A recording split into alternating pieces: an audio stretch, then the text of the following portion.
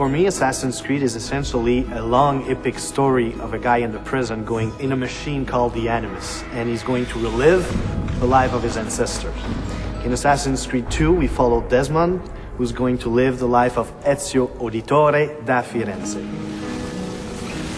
The meaning of Ezio's name, in following with the tradition established by the first Assassin's Creed, is that Ezio means eagle. Eagle, or the flying one. Its origins come from Greece. He's a young noble from Florence at the beginning of the game. He's studying to follow in his father's footsteps. His father, as far as we know, is a banker. As a rich boy in Florence, he doesn't really see the hardships of the peasants and other poor people.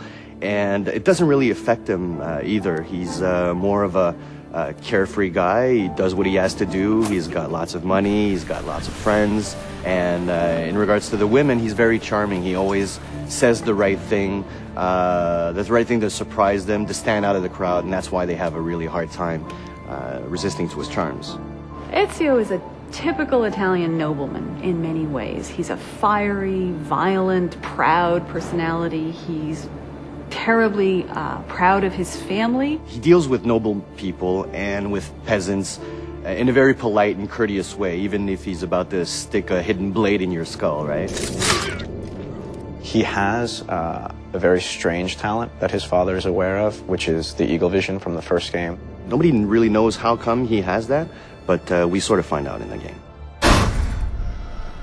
At one point, something tragic happens to himself and his family. What happens is that the same people that Ezio considered to be dear family friends actually turn on him.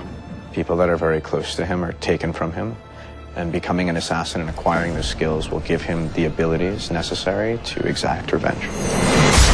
When you're used to just living free and living without a worry in the world, and all of a sudden the entire Florentine army is looking for you, and you have to protect your mother, you have to protect your sister, and you have to defend yourself, changes everything in his life.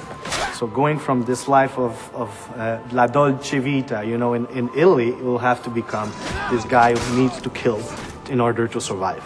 We see Ezio progressing very much so throughout the game, physically as well as emotionally and in his personality.